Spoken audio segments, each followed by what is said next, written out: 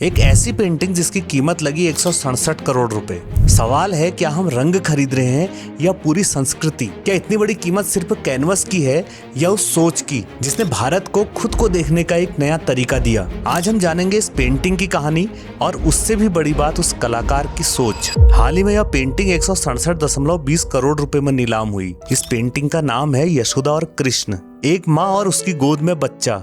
दृश्य बहुत सरल है, लेकिन यही सादगी भरी पेंटिंग इतनी ऊंची कीमत तक कैसे पहुंची?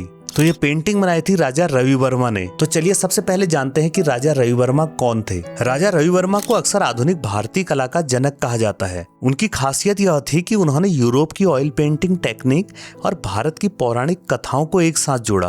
पहली बार देवी देवताओं को मानव रूप में भावनाओं के साथ दिखाया गया। राजा रवि वर्मा की एक बहुत खास बात है जिसमें कि आप उनकी पेंटिंग्स को हमेशा देखते आ रहे हैं। आज आप लक्ष्मी जी को कैसे इमेज करते हैं या सरस्वती को, तो जो छवि दिमाग में आती है वो काफी हद तक राजा रवि वर्मा की पेंटिंग से आई है। उनकी कुछ प्रसिद्ध कृतियां हैं लक्ष्मी, सरस्वती, शकुंतला और दमयंती। इन सब में भाव, सौंदर्य और कहानी एक साथ दिखाई देती है। अब बात करते हैं कि वो कला जगत में एक अमूलचूल बदलाव क्या लाए।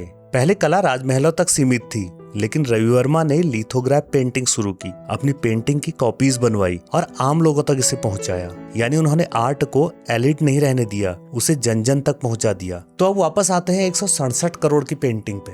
अब सवाल है कि यह पेंटिंग इतनी महंगी क्यों बिकी? पेंटिंग में कुछ खास चीजें होती हैं, जैसे रेयरिटी, लेगेसी, इमोशनल वैल्यू और डिमांड। और जब डिमांड बढ़ती है तो प्राइस भी बढ़ जाता है। अब सोचिए, अगर यह पेंटिंग आपके घर में हो तो आप क्या देखेंगे?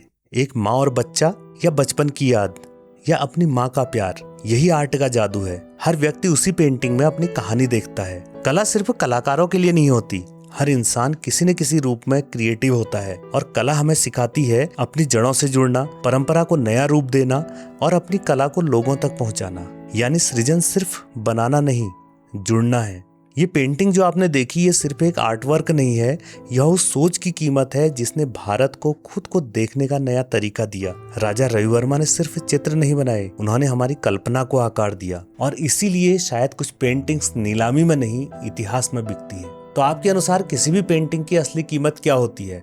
उसकी मार्केट वैल्यू या उसकी भावनाएं? हमें कमेंट सेशन में जरूर बताएं। और ऐसी कला की दुनिया में गोते लगाने के लिए एक चैनल को जरूर फॉलो कर लें।